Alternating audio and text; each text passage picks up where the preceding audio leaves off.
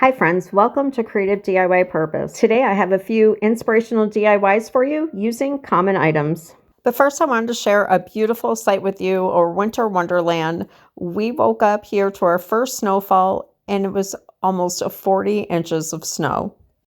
So for project number one, I had this glass canister that I picked up from a thrift store. I spray painted the lid in kind of a metallic finish and added a wooden knob to the top.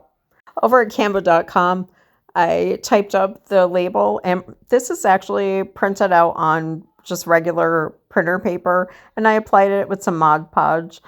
This is a pick a promise, and I just typed up different Bible verses of God's promises, and we're going to put them in this jar, and that way the kids can pick one out every day, and so that we can be reminded of God's goodness.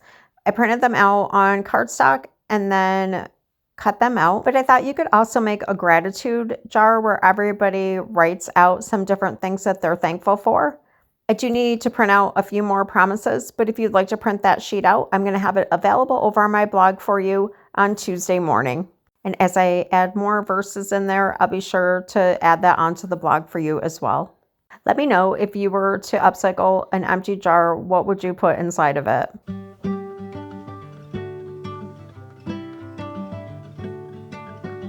On my blog on Monday, I will have some free printable tags for you for Thanksgiving. I believe that there are 4 different sets that you can print for free. So for project number 2, we're going to make a little verse holder out of this piece of 2x4.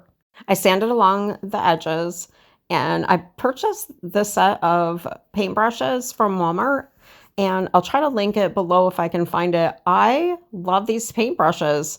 They're from Crafter's Choice, and you get 15 of them, and they are a firmer paintbrush, which I prefer for most of my projects, but they are so comfortable to use, and they have a no-slip grip.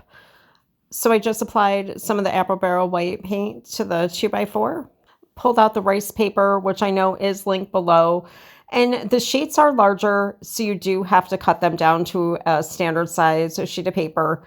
And there's a real smooth side and the rougher textured side, and you want to print on the rougher side. And so this little clothespin, my daughter painted for us, and she did little dots with her dotting tool. And I'm trying to figure out which one of these is going to fit the best. Then I'll keep the other ones for another project.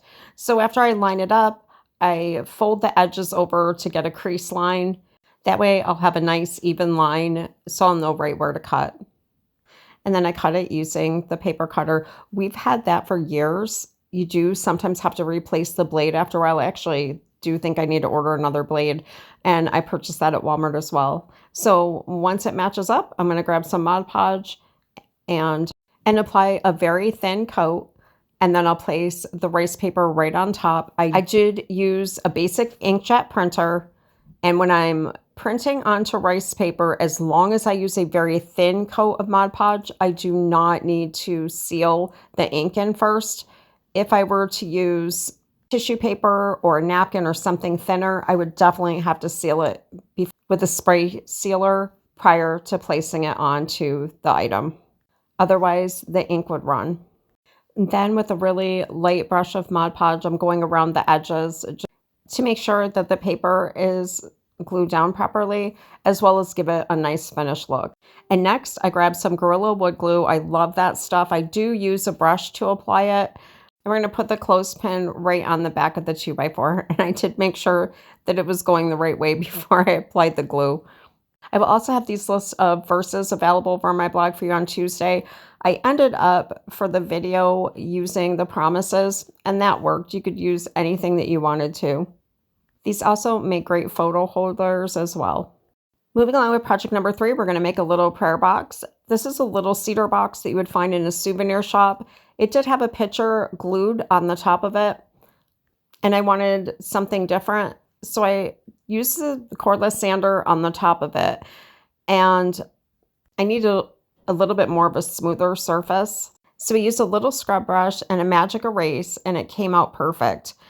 I decided to paint the top and the sides, but I'm leaving the inside and the bottom because that's where you can really see the cedar wood, and I think that's beautiful. So using the same Apple Barrel paint, I applied 2 very light coats, and then over at Canva.com, just on regular copy paper, I printed out a Bible verse for the top of our prayer box.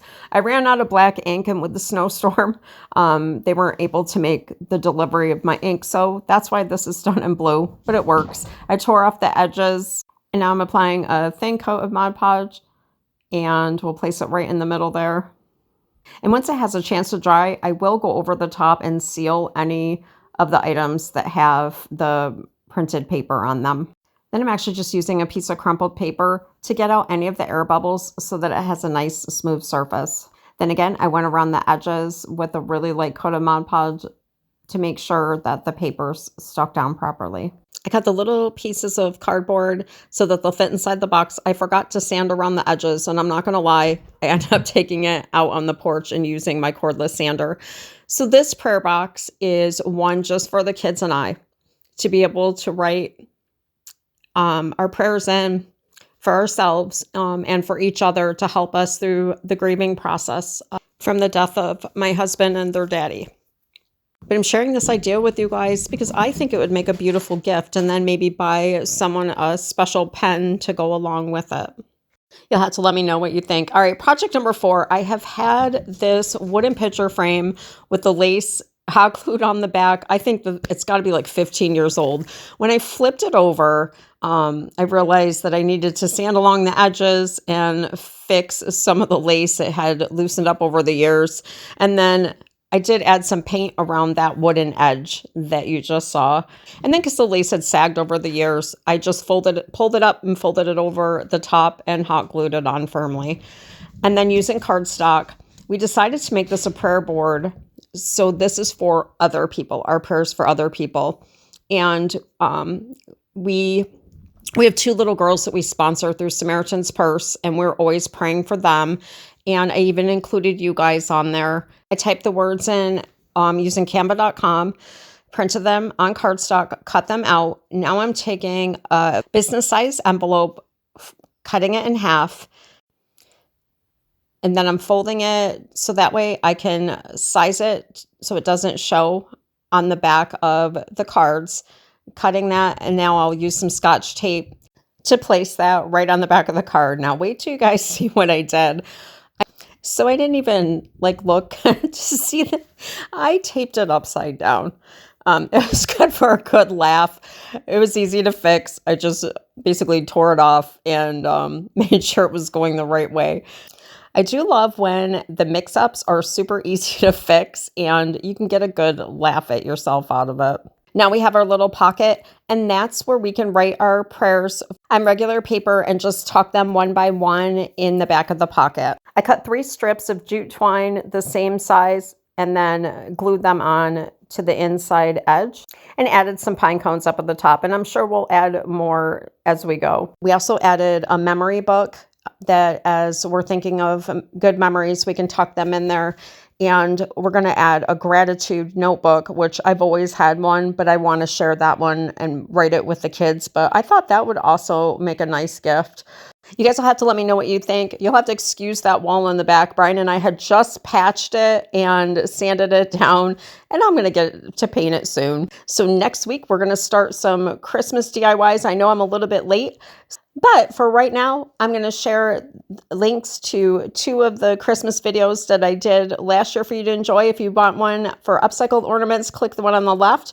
And if you want to learn how to make the snow globes, click the one on the right. And I am going to follow up soon with a better tutorial over on Canva on how to do that process. Friends, I want to thank you so much for joining me today. Have a super blessed week, and God bless each and every one of you.